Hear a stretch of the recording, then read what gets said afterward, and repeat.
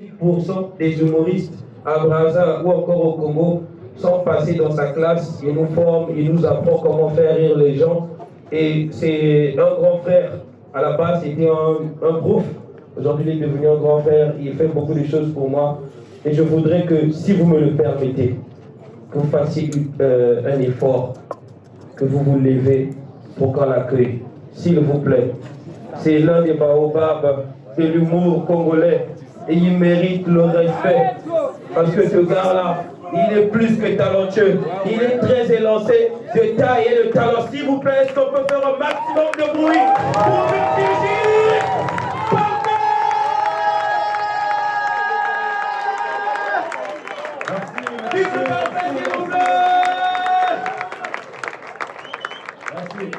Go. Zagalino. Ouais, je sais. Ouais, there you go. Muito bem. Ah, c'est.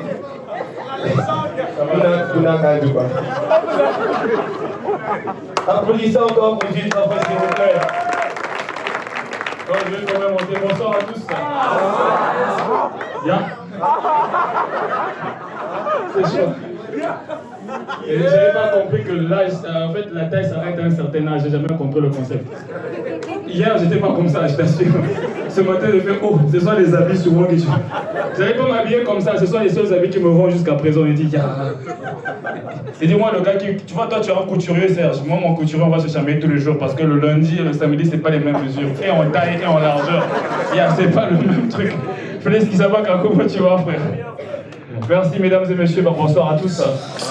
Je suis très content depuis, bon pour ceux qui suivent un peu mon actualité, c'est la première fois que je joue depuis que j'ai perdu ma mère. Donc voilà, j'ai perdu ma mère le mois passé, je l'ai enterrée il y a 2 semaines et c'est la première fois que je viens faire rire les gens. Et là, je me dis non, c'est pas pour vous rendre triste. Là, je me rends compte que quand tu mets au monde un humoriste, tu viens de mettre au monde un extraterrestre. En fait, il commence à voir des choses de façon décalée. Je crois que tout le monde ici vit à Brazza, c'est même pas la question, c'est tout le monde ici est déjà allé à une veillée. Le problème, c'est que tout le monde a déjà vécu, comment dire, a encaissé une veillée, c'est-à-dire que la veillée t'appartient. Donc moi, c'est ma mère. Et basiquement, quand les gens viennent à la veillée, je ne sais pas d'où vient cette tradition, dès qu'ils arrivent, ils pleurent, ils viennent vers toi. Donc moi, je travaillais à la réception de la veillée. Parce que c'est ma mère qui est morte, tu vois. Donc moi, j'étais arrivé, moi j'étais là, les gens quand ils arrivent, ils pleurent, tout le monde. Je reconnaissais certaines personnes, mais moi, les personnes que je ne reconnaissais pas, je les trouvais quand même bizarres.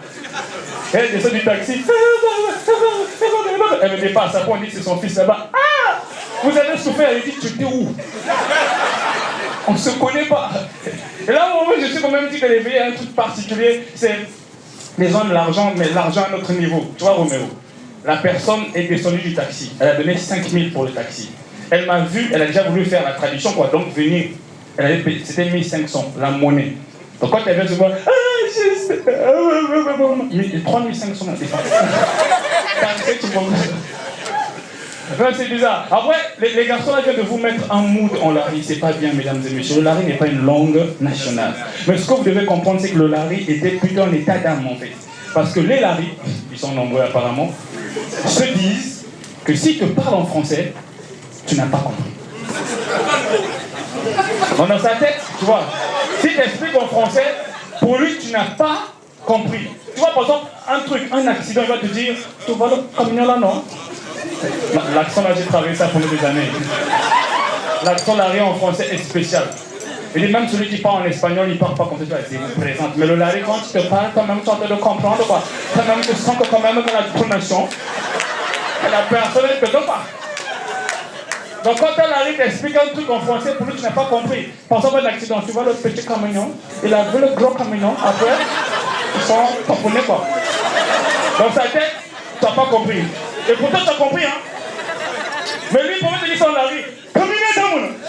Il est où ça a pris ça. Après tu vois, c'est les meilleurs comédiens du Congo parce qu'ils te jouent avec le regard. Après tu veux dire,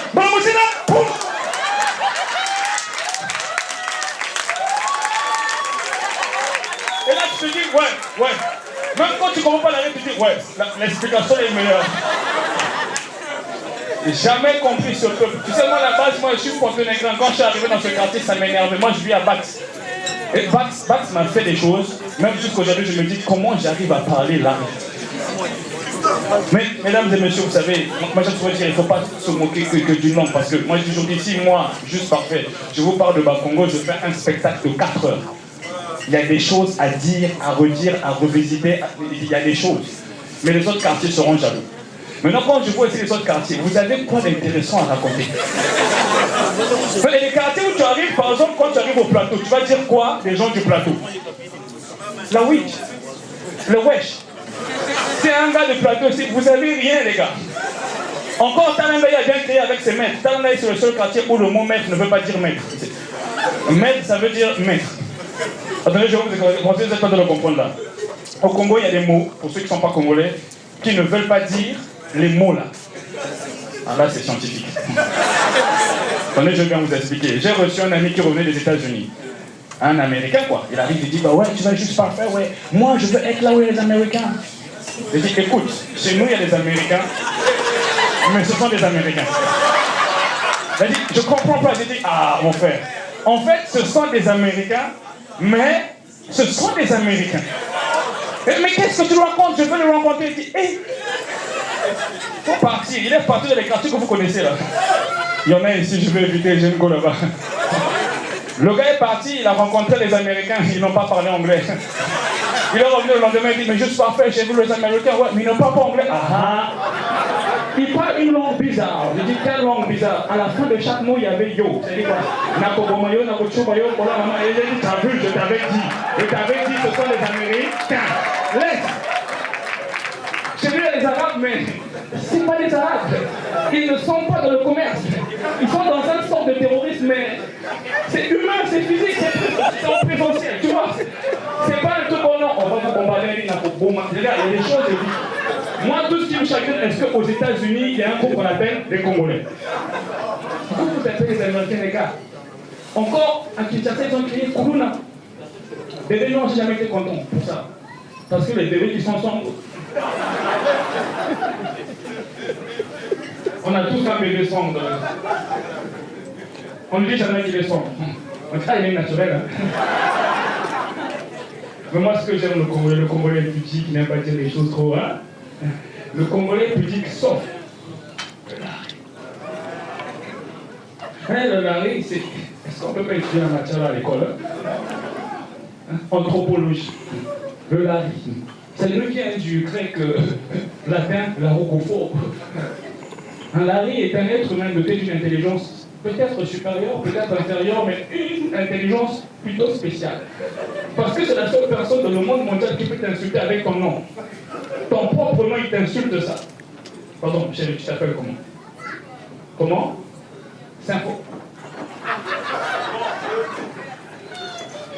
Non, ça m'intéresse.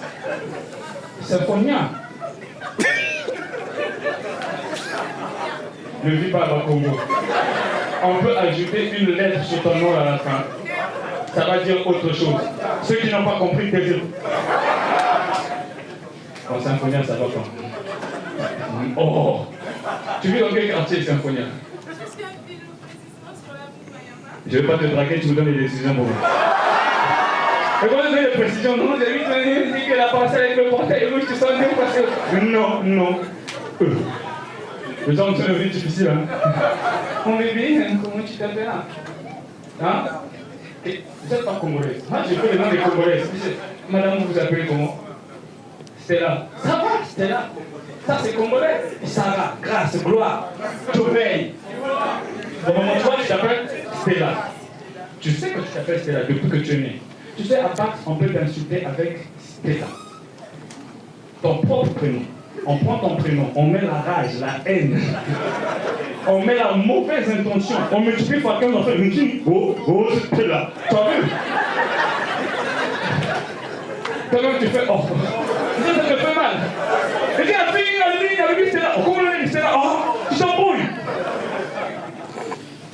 Non mais le problème, moi je dis souvent aux gens, c'est les gens, si tant que tu ne les connais pas, tant que tu n'as pas expérimenté quelque chose, tu ne peux pas juger vite. Vous savez, pour ceux qui ont déjà pris l'avion par applaudissement, j'espère que ce ne sera pas toute la salle, parce que le sketch, si tu n'as pas pris l'avion, voilà.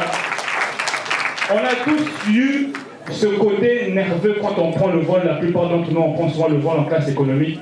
Dès que le vol décolle, après on met le rideau là pour nous séparer des riches. Vous connaissez le truc, non? Souvent nous-mêmes on se dit de toutes les manières, si on crache, on va tous mourir. On se dit ça là. Hein? C'est quoi? Si on tombe, on se dit ça. Car moi j'ai pris un vol en première classe.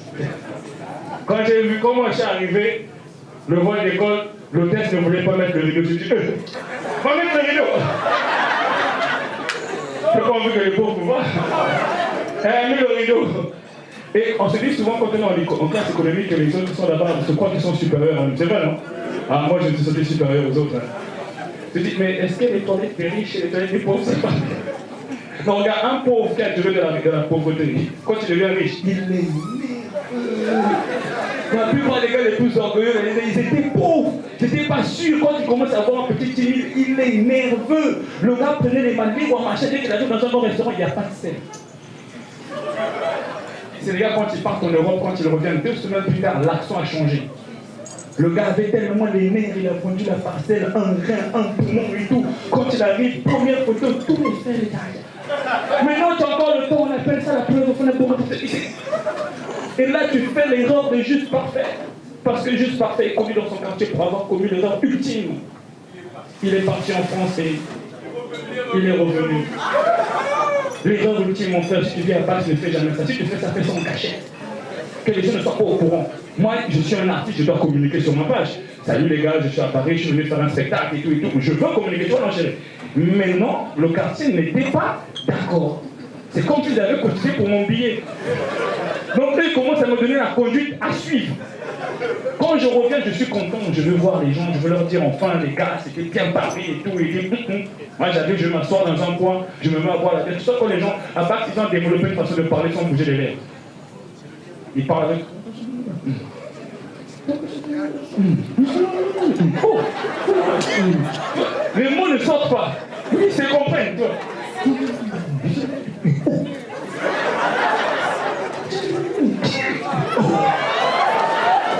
dis, mais ils disent quoi? Mais ils parlent de toi.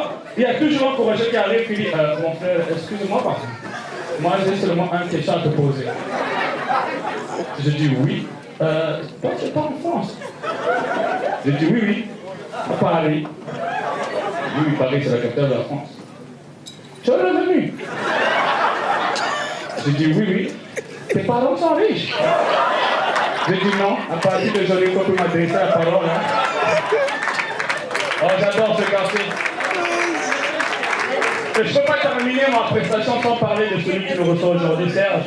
Par exemple, mon accent, je le tiens beaucoup de Serge. Vous avez remarqué quand Serge parle, on sent qu'il n'habite pas le plateau.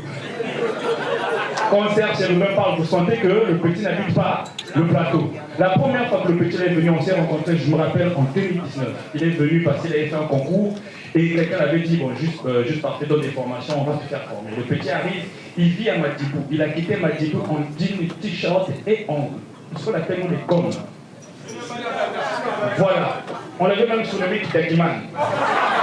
Le petit là se mettait ça matin, midi, soir et à n'importe quel événement.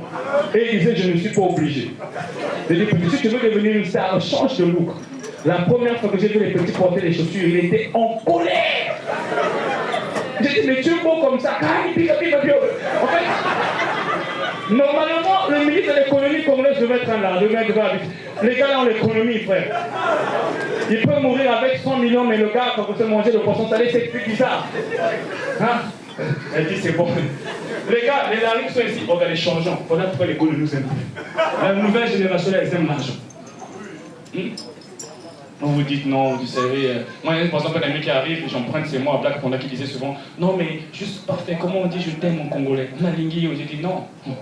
Au Congo, tu veux dire à une femme je t'aime? Les gars, vous connaissez, non, c'est je t'ai fait un dépôt. Merci.